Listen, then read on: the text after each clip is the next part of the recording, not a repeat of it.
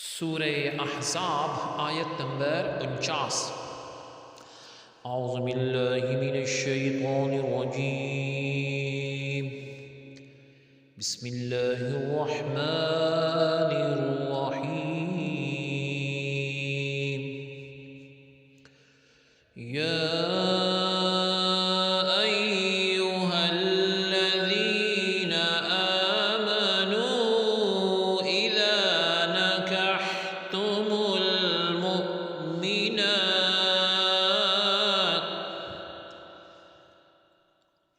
مؤمنات ثم طلقتموهن من قبل أن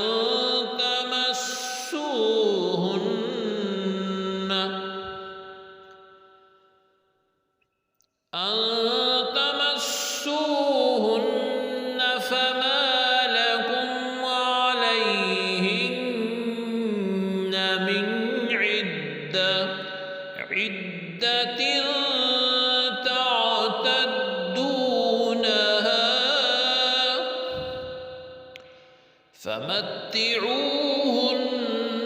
وسرحوهن سراحا جميلا۔ لفظی ترجمہ ہے یا ایو اے الذین جو لوگ آمنو ایمان لائے، اذا جب نکحتم تم نکاح کرو، المؤمناتی مؤمن عورتوں سے، ثم پھر طلقتمو طلاق دو، ہنہ ان کو، من سے، قبلی پہلے، ان کے، تمسو چھو، ہنہ ان کو، فا تو، ما نہیں، لا واسطے، کم تمہارے، علی اوپر، ہنہ ان کے، من کچھ، عدت عدت، تعتدونا تم گنو، ہا اسے، فا تو، متعو فائدہ دو، ہنہ ان کو، وا اور، سرحو چھوڑو، ہنہ ان کو، سراحن چھوڑنا، جمیلا اچھا۔ بامحاورہ ترجمہ ہے اے ایمان والو، جب تم مومن عورتوں سے نکاح کرو پھر تم انہیں طلاق دے دو قبل اس کے کہ تم انہیں مس کرو یعنی ٹچ کرو، خلوت صحیحہ کرو، تو تمہارے لیے ان پر کوئی عدت واجب نہیں ہے کہ تم اسے شمار کرنے لگو، بس انہیں کچھ مال و متاع دو اور انہیں اچھی طرح حسن سلوک کے ساتھ رخصت کرو۔ آیت کی تفسیر میں فرمایا گیا کہ اگر عورت کو ازدواجی تعلق قائم کرنے سے پہلے طلاق ہو جاتی ہے تو اس پر عدت واجب نہیں ہے۔ عدت وہ مدت ہوتی ہے، ٹائم پیریڈ ہوتا ہے جس میں عورت دوسرا نکاح نہیں کر سکتی، اور اگر خاوند مر جائے تو یہ عدت 4 اشہر و عشرہ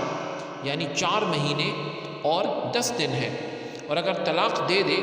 تو 3 حیض ہے۔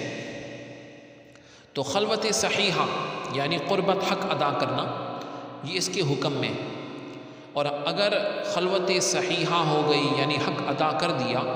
اور طلاق واقع ہو گئی تو عدت واجب ہو گئی، اگرچہ ازدواجی تعلق قائم نہ ہوا ہو۔ یعنی 2 مسائل معلوم ہوئے۔ پہلا مسئلہ یہ ہے کہ اگر رخصتی ہو گئی اور رخصتی کے بعد دلہا دلہن اکیلے کمرے میں جو ہے انہوں نے کچھ وقت گزار لیا، رات گزار لی، تو یہ خلوت صحیحہ یعنی حق ادا کرنے کے حکم میں ہوگا، تو عدت واجب ہوگی چاہے ازدواجی تعلق قائم ہوا ہو یا نہ ہو۔ اور دوسری بات کہ یہ حکم مومنوں اور اہل کتاب دونوں عورتوں کو یہ حکم ہے، لیکن آیت میں مومنات کا ذکر فرمایا گیا تو مومنہ سے نکاح کرنا یہ زیادہ بہتر ہے یعنی اولا ہے۔ یہ بھی ہے کہ فی زمانہ آج کے زمانے میں اہل کتاب جو ہیں وہ حربی کہلائیں گے، یعنی جنگی کافر، جنگ کرنے والے کافر، اور حربیہ کتابیہ سے نکاح کرنا جائز نہیں، یعنی اہل کتاب جو حربیہ ہوں جنگ کرنے والے ہوں، یہ اس کے حکم میں ہے، اور آج کے دور میں ممنوع ہے اور گناہ ہے، یہ مشرکین کے حکم میں ہے، شرک کرتے ہیں۔ لیکن اگر کر لیا کسی نے